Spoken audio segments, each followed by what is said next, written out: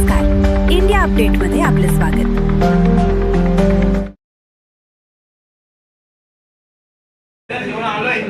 त्यांचं म्हणणे मला आमचा वेळ द्या, मी वरिष्ठांशी चर्चा करतो। निर्णय लागू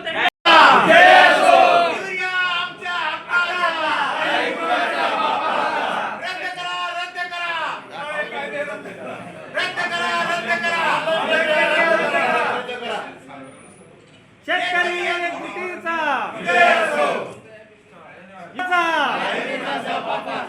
जवळपास तासभर आम्ही सर्व शेतकरी बांधव बसलो आणि आमची अशी मागणी आहे की आमच्या शेतामध्ये जे जाणारं खत आहे, जर तुम्ही आम्हाला आमचा ठराविक शेतीचा भाव देऊ शकत नसेल तर आम्हाला खत किती द्यायचं हे देखील तुम्ही ठरवू शकत नाही।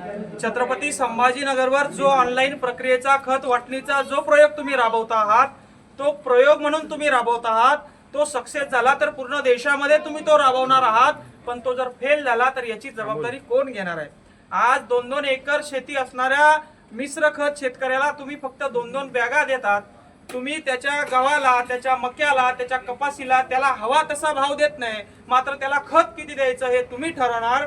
या निर्णयाच्या विरोधात आज सर्व शेतकरी बांधवांना सन्माननीय जिल्हा कृषी अधिकाऱ्यांना निवेदन दिलेलं आहे आणि अल्टिमेटम दिलेलं आहे। पुढच्या 48 तासामध्ये हा काळा निर्णय रद्द केला नाही, आमच्या छत्रपती संभाजी जिल्ह्यातील शेतकऱ्यावर होणारा हा प्रयोग बंद केला नाही तर 2 दिवसानंतर विभागीय आयुक्त कार्यालयासमोर तीव्र स्वरूपाचं आंदोलन करण्यात येईल आणि या काळ्या कायद्याविरोधात, या प्रयोगाविरोधात मोठ्या संख्येने शेतकरी बांधवांना सोबत घेऊन आवाज उचलण्यात येईल असं निवेदन या ठिकाणी आम्ही दिलेलं आहे।